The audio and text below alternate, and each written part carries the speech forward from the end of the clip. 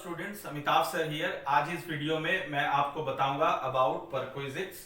पिछले वीडियोस को आप जरूर देखें। इस वीडियो को देखने से पहले पिछले वीडियोस में हमने डिस्कस किया था अबाउट अलावेंसेस। अलावेंसेस आपने देखा था, कुछ अलावेंसेस टैक्सेबल होता है, कुछ अलावेंसेस एग्जेम्प्ट होता है, कुछ अलावेंसेस ऐसा भी होता है कि थोड़ा बहुत टैक्सेबल होता है, थोड़ा बहुत एग्जेम्प्ट होता है। तो उसको आप जरूर देखें, बहुत इंपॉर्टेंट है एग्जामिनेशन पॉइंट ऑफ व्यू से। आज इस वीडियो में आप पढ़ेंगे अबाउट परक्विजिट्स। परक्विजिट्स और अलावेंसेस दोनों अलग अलग चीज है, हालांकि दोनों सैलरी का ही पार्ट है, दोनों को ही हम सैलरी में ही इंक्लूड करते हैं। परक्विजिट को भी हम सैलरी में इंक्लूड करते हैं। तो परक्विजिट है नॉन मॉनिटरी बेनिफिट्स। जैसे मैं आपको एग्जांपल दूं कि एम्प्लॉयर की तरफ से एम्प्लॉय को एक मोटर कार मिल गया, ठीक है, ऑफिशियल यूज के लिए as well as his personal use. Suppose employer की तरफ से एम्प्लॉय को कंप्यूटर मिल गया। सपोज एम्प्लॉयर की तरफ से एम्प्लॉय को रेंट फ्री एकोमोडेशन मिल गया। सपोज एम्प्लॉयर की तरफ से एम्प्लॉय को फ्री लंच मिल गया। तो इस तरह के कई सारे नॉन मॉनिटरी बेनिफिट्स एम्प्लॉयर अपने एम्प्लॉयज को देते हैं। तो इनका भी वैल्यू हमें निकालना होता है और उस वैल्यू को एम्प्लॉय के सैलरी में इंक्लूड करना पड़ता है, क्योंकि परक्विजिट्स आर टैक्सेबल। तो वैसे ही बहुत सारे परक्विजिट्स में सबसे इंपॉर्टेंट और सबसे पहला परक्विजिट्स होता है rent free unfurnished accommodation. Understand, rent free unfurnished accommodation, यानी एम्प्लॉयर की तरफ से आपको एक मकान दिया गया जिसमें कोई फर्नीचर नहीं है, ये अनफर्निश्ड है। तो चूंकि ये रेंट फ्री है तो ये आपके लिए बेनिफिट है।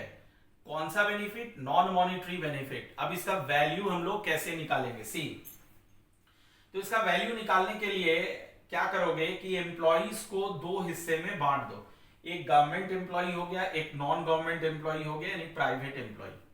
तो गवर्नमेंट एम्प्लॉय के लिए ये वैल्यू निकालना is very simple. How to calculate the value? देखिए, गवर्नमेंट एम्प्लॉय के लिए रेंट फ्री अनफर्निश्ड हाउस का वैल्यू आप कैसे निकालोगे? तो ये आपको निकालने की जरूरत नहीं है। इस वैल्यू को कौन डिटरमाइन करता है? खुद गवर्नमेंट करती है, और उस वैल्यू को हम लोग कहते हैं लाइसेंस फी। क्या कहते हैं? लाइसेंस फी। याद रखना, ठीक है। तो अगर आप गवर्नमेंट एम्प्लॉय हैं, आपको रेंट फ्री अनफर्निश्ड हाउस मिला है, तो इसका ये टैक्सेबल है, आपके सैलरी में ये इंक्लूड होगा, लेकिन इसका वैल्यू कौन निकालेगा? खुद गवर्नमेंट निकालेगा, जिसे लाइसेंस फी कहा जाएगा। बात करेंगे नॉन गवर्नमेंट एम्प्लॉइज का, यानी प्राइवेट एम्प्लॉइज का। प्राइवेट एम्प्लॉइज को अगर एम्प्लॉयर की तरफ से कोई मकान दिया जा रहा है रेंट फ्री, तो उस परक्विजिट का वैल्यू आप कैसे निकालोगे?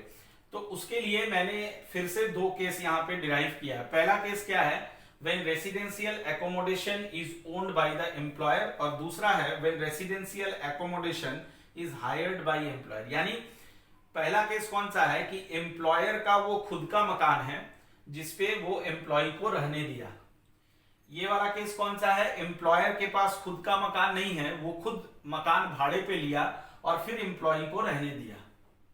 तो दोनों का डिफरेंस आपको समझना होगा। ये कौन सा केस है? जब एम्प्लॉयर अपने खुद के मकान में एम्प्लॉय को रहने दिया। ये कौन सा केस है? एम्प्लॉयर के पास खुद का मकान नहीं है, वो किसी पे से रेंट पे लिया और फिर एम्प्लॉय को रहने दिया। तो जब ये वाली केस है, जब एम्प्लॉयर का खुद का मकान हो और उसमें एम्प्लॉय को रहने दिया जा रहा हो, तो उसका वैल्यू जो हम निकालेंगे वो डिपेंड करेगा पॉपुलेशन पे। किस तरह? देखिए, अगर वो रेसिडेंशियल एकोमोडेशन जो एम्प्लॉय को मिला है रहने के लिए, वो ऐसी जगह में है जहां का पॉपुलेशन 25 लाख या उससे ज्यादा हो, 25 लाख या उससे ज्यादा हो, 25 लाख या उससे ज्यादा हो, तो उस मकान का वैल्यू हो जाएगा 15% ऑफ सैलरी। कितना होगा? 15% ऑफ सैलरी। अगर उस जगह का, किस जगह का? जहां पे रेसिडेंशियल एकोमोडेशन सिचुएटेड है, जहां एम्प्लॉय को रहने दिया गया है, वहां का पॉपुलेशन अगर 10 लाख से ज्यादा हो लेकिन 25 लाख से कम हो, है ना, 25 लाख से कम लेकिन 10 लाख से ज्यादा, तो फिर उसका वैल्यू क्या हो जाएगा? 10% ऑफ सैलरी। और तीसरा, अगर उस जगह का पॉपुलेशन 10 लाख से कम हो, तो उस मकान का वैल्यू हो जाएगा 7.5% ऑफ सैलरी।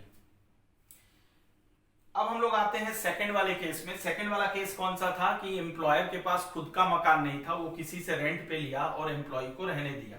तो वैसे केस में वैल्यूएशन आप कैसे निकालोगे, बहुत आसान है। यहाँ पे पॉपुलेशन पे डिपेंड नहीं करता है, यहाँ पे सिंपली आपको क्या करना है, दो वैल्यू निकालना है, एक 15% ऑफ सैलरी और दूसरा rent paid by the employer. यानी 15% ऑफ सैलरी आप एक निकालेंगे और दूसरा कौन सा निकालेंगे, कितना रेंट एम्प्लॉयर पे कर रहा है। क्योंकि ये कौन सा केस है, जब एम्प्लॉयर किसी और से रेंट पे लेके एम्प्लॉय को दिया है, तो एम्प्लॉयर को कितना रेंट पे करना पड़ रहा है। तो दो अमाउंट हमारे पास होगा, एक 15% ऑफ सैलरी और दूसरा rent paid by the employer. दोनों में से जो कम अमाउंट होगा that will be the value of this perquisite. तो इस तरह से हम लोग इस परक्विजिट का वैल्यू निकालते हैं। इसको बहुत अच्छे से आप याद रखोगे, ये फिगर आपको याद रहेगा तो ये बहुत आसान हो जाएगा। अब सवाल ये आता है कि सर आपने ये जो सैलरी कहा, इस सैलरी में हम लोग क्या क्या लेंगे। तो ये चीज आप यहां पे नोट कर लेंगे कि इस सैलरी में रहेगा बेसिक सैलरी प्लस डीए को तभी लेंगे if considered for retirement benefit plus bonus plus commission plus all taxable allowances. यानी जब हम ये परसेंटेज सैलरी पे निकालेंगे तो सैलरी में क्या क्या आएगा, बेसिक सैलरी आएगा, डीए को तभी लेंगे if considered for retirement benefit, ये पहले भी पढ़ चुके हो आप, प्लस लेंगे bonus plus commission plus all taxable allowances. तो इस तरह से ये इस परक्विजिट का वैल्यू हम लोग निकालेंगे। अगली वीडियो में मैं नेक्स्ट परक्विजिट्स के बारे में आपको बताऊंगा।